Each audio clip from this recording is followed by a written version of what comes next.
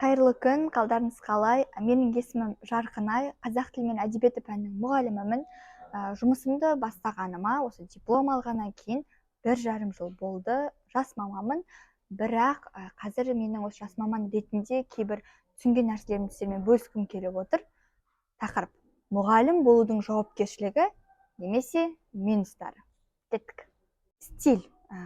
Мұғалім дегенде біздің көз алдымызға очки киген, жейде киген, ұзын тіке юбка киген адам елестейді. Қоғамның ойында да мұғалім мектептен тыс уақытта да бір сондай образда, бір ашық емес, жабық киінген, бұл керек деп ойлайды. Мысалы, дәрігер, немесе банк қызметкері, ол кісілерде жұмыс орнында белгілі бір форма киеді, ал бірақ жұмыстан тыс қалауынша киінсе, оларға ол норма сияқты көрінеді. Ал мұғалім олай киінсе, оны мысалы коллегасы көрсе, немесе ата-ана көрсе, немесе оқушы көрсе, бірден ойы өзгеріп, ол тәрбие беретін адам ғой, мұғалім ғой деген нәрсе ойға келе қалады. Одан кейін эмоция.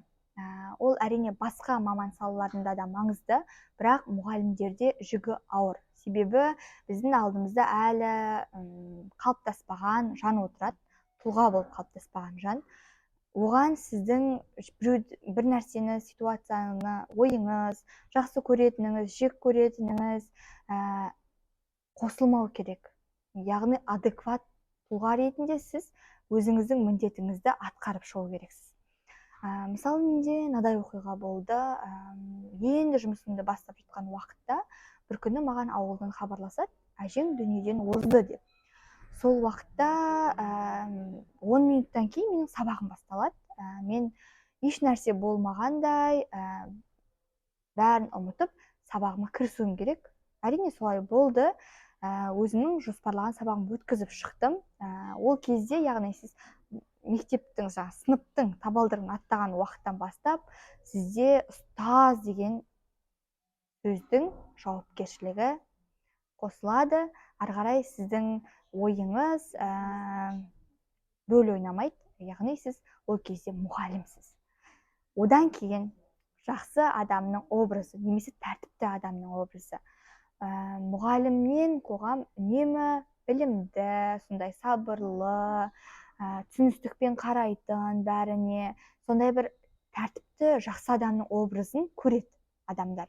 Егер ол мысалы қоғамдық жерде ол біреумен керісіп қалса, мысалы әлеуметтік желіде бір купальникпен суретін салса, немесе клубқа барса, бір жаман әдеттері болса, оның маман ретіндегі бағасын адамдар бірден түсіріп тастайды.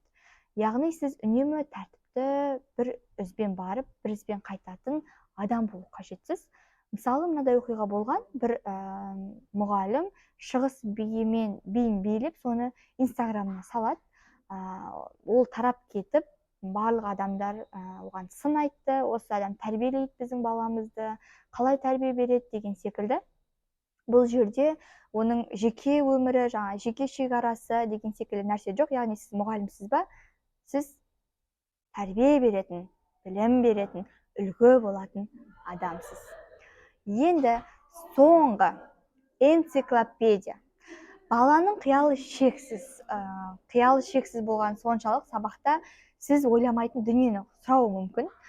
Сол кезде мүдірмей жауап беруге тырысу керек, себебі оқушының алдында мұғалімнің бір энциклопедия секілді образы бар. Осы кезде маған нәрсе есіме түсіп тұр. Бір күні отырар тақырыбымыз өтіп жатқанбыз 7 сыныптарға. Сөйтсе менің жаңағы оқушым айтады: мис Жарқынай, сіз білесіз бе, отырар кітапханасы болмаған екен, ол өтірік, оны ғалымдар қазір шығарып жатыр дейді. Сосын мен ол ақпаратты естімегем. Оқушының оқыған ақпарат ол мүмкін ол фейк, мүмкін рас болуы да мүмкін, кім біледі. Сол уақытта мен айттым: оны тарих мұғаліммен ақылдасу керек, тарих мұғалімінен анықтау керек тұрсын деген секілді. Осындай кез келген нәрсеге мұғалім дайын болу керек. Сонымен бүгінгі тақырыбымыз тамам. сіздерге ұнады деген үміттемін. Егер мен ескермей қалған бір жауапкершіліктер болса, төменге жазып кетіңіздер.